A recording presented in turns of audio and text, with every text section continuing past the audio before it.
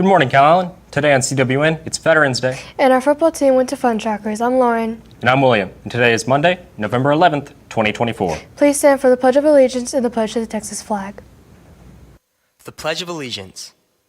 I pledge allegiance to the flag of the United States of America and to the republic for which it stands, one nation under God, indivisible, with liberty and justice for all. The Texas Pledge. Under the Texas flag, I pledge allegiance to thee, Texas, one state under God, one and indivisible.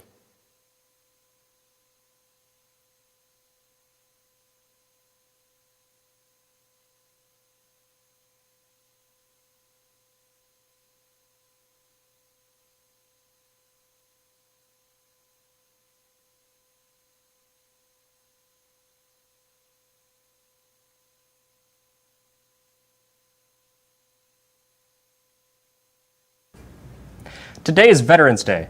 At the 11th hour, on the 11th day of the 11th month, the Allies signed the armistice to end the First World War.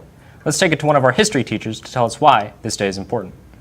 Hi, I'm Connor here with Ms. Dunn. Ms. Dunn, what's so special about November 11th? So November 11th is Veterans Day. Originally, it was to celebrate Armistice Day, which is the ending of World War I, and eventually, over time, it has expanded to include all veterans. So on Veterans Day, think of it as a way to thank service members for what they do for our country and to keep us all free. Thank you very much. Back to you. Mrs. Johns had another one of her fun labs in pet chemistry. This time her students had fun naming things. Cody went down there to get the scoop. Morning, Colin. I'm here with Ms. Johns. And can you tell me about the lab you're doing today? Sure. In pre-AP chemistry right now, we're learning about how to name things. There are different formulas that we're using, and then how to construct a chemical equation. And one of the things we're learning is the law of conservation of mass. And so they're doing a reaction in a water bottle, and we're going to try to capture all the gas that's being created.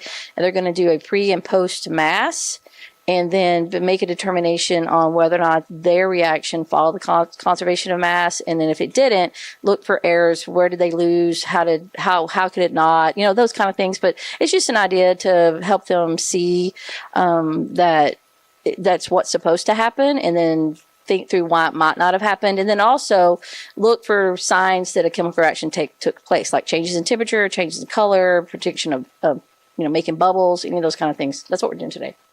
Thank you. I'm back to the studio. Halloween is finally over and Santa is coming to town. Maddie and her family went to the mall on Wednesday and saw Santa come back for a new year. Let's see what else happened at the mall on Wednesday. Let's send it to them.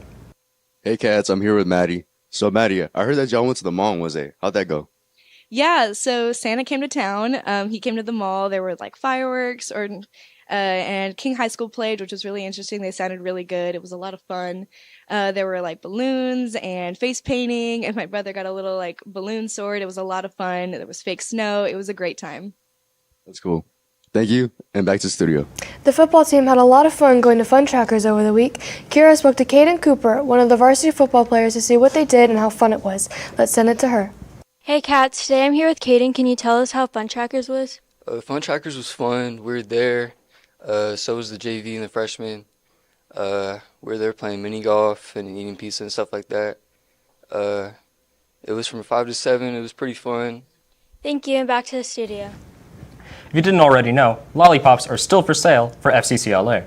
Make sure if you want to get one of these delicious treats to be sure to go down to Mrs. Luna's classroom, which is in room 206. As we continue to celebrate Native American Heritage Month, let's see who we will be honoring today. Thank you, anchors. Today we honor Osceola. During the 1830s, Osceola, a Seminole warrior, led members of his tribe in Florida in a valiant attempt to resist the U.S. Army's efforts to forcibly deport them to a reservation west of the Mississippi River. After being captured under a false flag of truce, Osceola died a prisoner of the U.S. Army at Fort Moultrie in January 1838. Thanks. That's all from here. Back to the studio. This Thursday and Friday, Mrs. Luby will be taking senior portraits. Lakin spoke to Mrs. Luby for some more information. Let's send it to her. Hey Wildcats, I'm here with Miss Luby. So I hear that this Thursday and Friday you're going to be taking senior portraits. Can you tell me a little bit about that? Yeah, absolutely. So seniors, if you have not turned your portraits into us yet, We are going to be calling you out of class on Thursday or Friday, depending on how much time we need. And we'll be taking your picture outside, out in front of the school. We'll have some different poses and some different places to take your photo. So make sure you're in dress code and feel free to bring your instrument or your sports equipment or whatever it is that you might want to take your photo with you.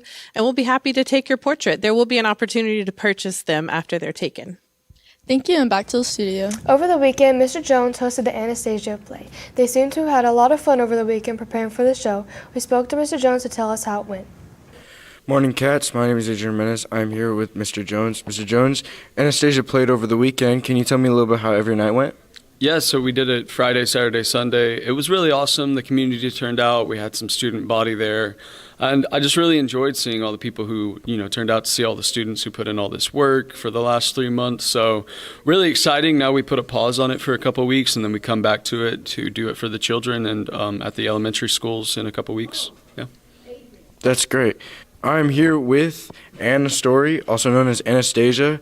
Anna, tell me, how did it feel performing in front of a live audience for the first time? Well, it was a little nerve-wracking at first, but once we got out there, it was all muscle memory. We've been practicing for 3 months, and I think the end result, it went really well all 3 nights, and I feel like everyone was pretty proud of their performance. Well, I think we all did really good, and let's turn it back to the studio. Over the past few weeks, Coach Lamb's Outdoor Adventures class have been making delicious food. Last week, they decided to make migas. They're having a ton of fun during this process, learning how to make food in a pinch if you're out camping. Let's send it to Medea to see what happened. Hey guys, I'm Hunter. I'm here at Medea. We heard that last week y'all made migas and outdoor adventures. Can you tell us all about that, please? Yeah, so last Thursday we made migas. We were outside. It was a real nice time.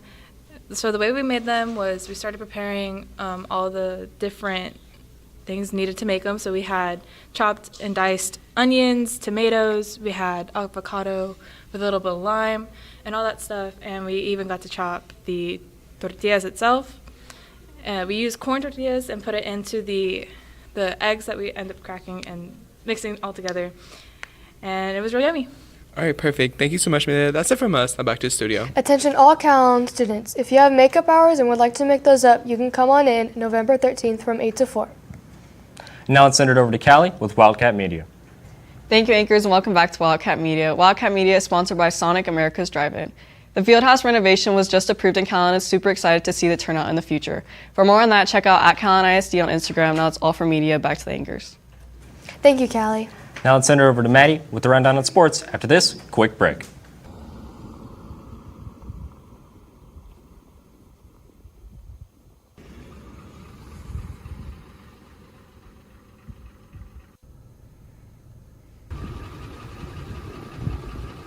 Looking at Dusty Bar? Mm-hmm. Yeah, yeah!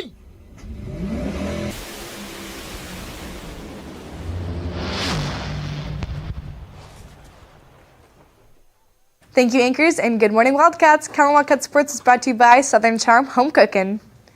Our Lady Cat volleyball team is moving on to round 3. Congratulations, girls. Let's see who they will be playing and what to expect from the upcoming game. Hey Cats, today I'm here with Autumn. So Autumn, tomorrow we go to Three Rivers for round 3 against Floresville. We saw some film on them last week. How do you think the game's going to go? I think it's going to be a really good game because they're a really good team, and so are we. So we're just going to battle back and hopefully come out with a win. Well, thank you so much. Back to the studio.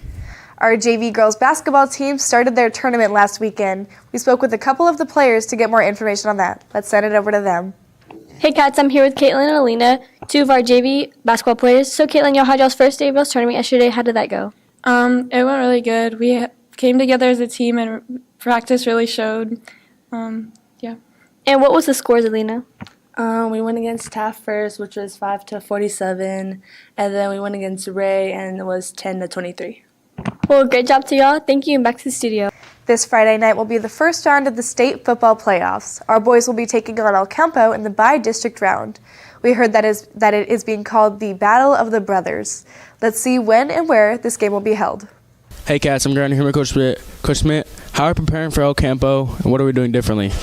Nothing changes. It's the same preparation every week. It's another game that, we have to go play our best and hopefully play our best game. When and where is this game going to be at? It'll be on Friday, November 15th at 7:30 in Port Lavaca. That's all we have. Thank you, and back to the studio. We know you all missed the football game on Friday. This Friday, the football team is going to playoffs, so make sure to wish them the best of luck on that. And don't forget that this Thursday is the Candlelight Pep Rally.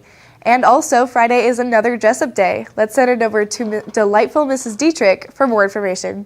Good morning, Colin. I'm here with Ms. Dietrich. Can you tell me about the pep rally this Thursday and the dress-up day?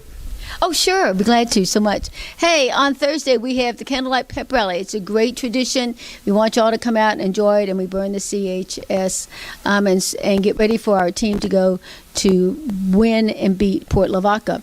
We also have on Thursday, but we may change it to Friday. I'll let you know.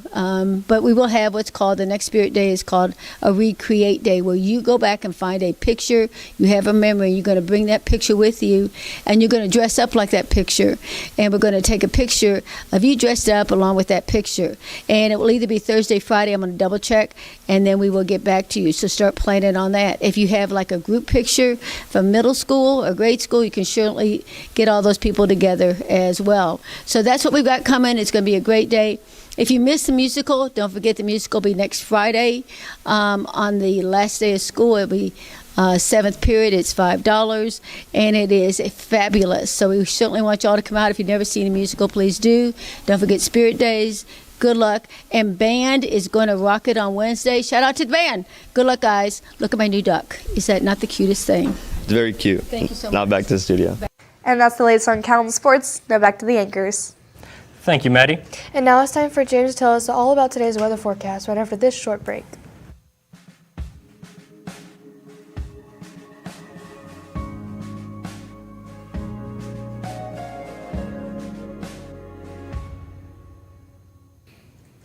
Thank you, anchors, and good morning, Wildcats. Your weather forecast is brought to you by Baytech Robinson Families. And we got a bit of a longer forecast here today, folks, but it's starting to cool down a little bit. Currently, temperatures right now in the low 80s at 83 degrees with that heat index at 88. Partly cloudy skies and light winds out of the east-northeast at 5 miles per hour, and a stationary front just north of the region that will continue to keep conditions generally how they are. Stationary front is just a warm and cold air mass right next to one another with no clear advantage, so no frontal movement.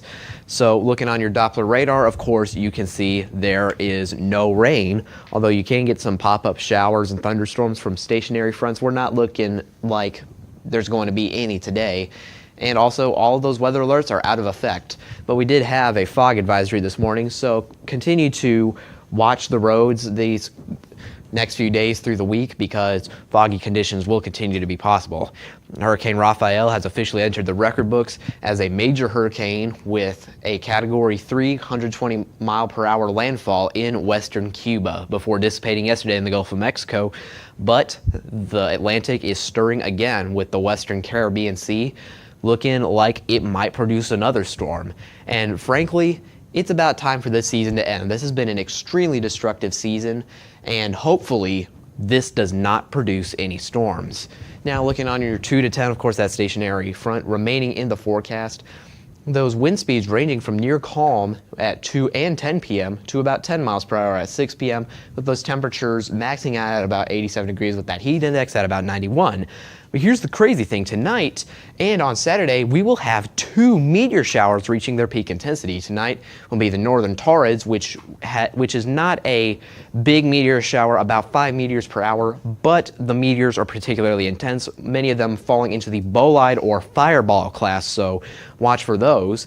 And then on Saturday, the Leonids will be at their peak with meteor activity anywhere from 2 to 3 times that of the northern Taurids, which is 10 to 15 per hour. Of course, they're not going to be as intense as the northern Taurid meteors, but there's always that potential. And now looking into your 3-day forecast, tomorrow it's looking like that stationary front will remain in the area with winds near calm pretty much the entire day and temperatures in the higher 80s, so it's going to feel a little bit warmer. But then on Wednesday and Thursday, it's looking like that stationary front is going to turn into a cold front that will rocket southward and bring some cooler weather into the region. And with that, let's take it back to the anchors. Thank you, James. And that's all your announcements for today, but now it's time for your joke of the day. So guys, what is the winter ghost called? I don't know, William, what? Casper. For all you social people out there, make sure you're following us on Facebook, Twitter, TikTok, and Instagram at Calallen TV for all the latest updates. Also, subscribe to us here on YouTube to catch all of our latest videos. And as always, stay classy, Calallen.